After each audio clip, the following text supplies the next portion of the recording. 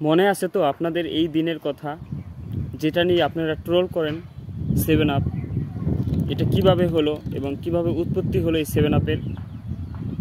Brazil 2014 সালে বিশ্বকাপে সেমিফাইনালে জার্মানির কাছে 7 গোলে হেরেছিল। 7-1 গোলে হেরে তারা বিদায় নিয়েছিল। সেই ম্যাচটি একটা ট্রোলের শিকার হয়ে গেছে ব্রাজিল। এটা ভুলতে পারতেছে না জার্মানির সাথে যে ম্যাচটা ব্রাজিল 7 গোলে হেরেছিল, এটা নিয়েই সবাই ট্রোল করে। ব্রাজিল 7 গোল খেয়েছে 7 আপ। ঠিক আছে, 7 আপের উৎপত্তি কিভাবে হলো এটার বিস্তারিত এখন বলবো।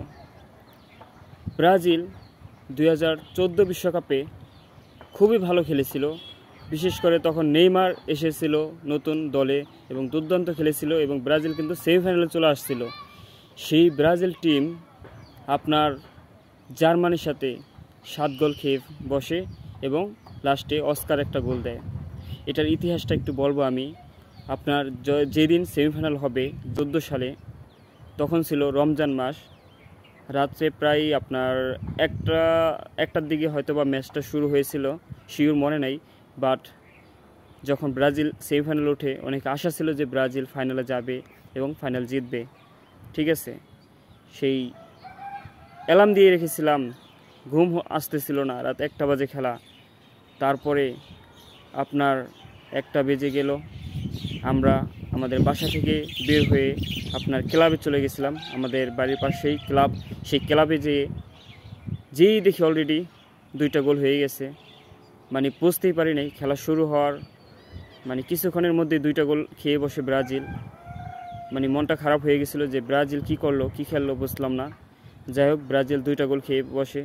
তারপর দেখি মানে ব্রাজিলের উপরে শাসন চলতেছে জার্মানির।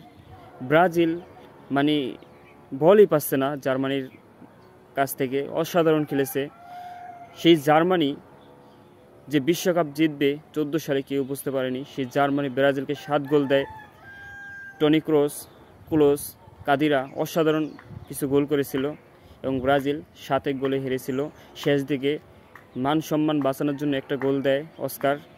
ঠিক আছে, সেই গোলেই 7-1 গোলে ব্রাজিল হেরেছিল। এবং সেই ম্যাচ থেকেই আপনার এই ট্রলের শিকার হচ্ছে ব্রাজিল টিম, যে 7 গোল খেয়েছে।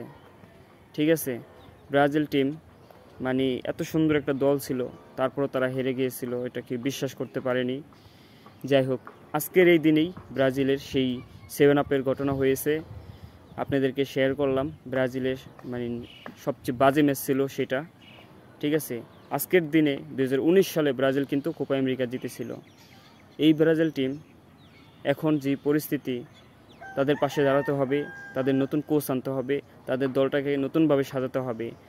ব্রাজিল সাপোর্টার কখনোই ব্রাজিলকে ভুলব না, কারণ ব্রাজিলের এখন খারাপ সময় যাচ্ছে, খারাপ সময় যেতেই পারে। কিন্তু এই ব্রাজিল টিম মনে রাখতে হবে, বিশ্ব চ্যাম্পিয়ন ব্রাজিল, তাদের সেই পুনরূপে ফিরে আসবে। এই 7 আপের গল্প শুধু গল্পই হয়ে থাকবে।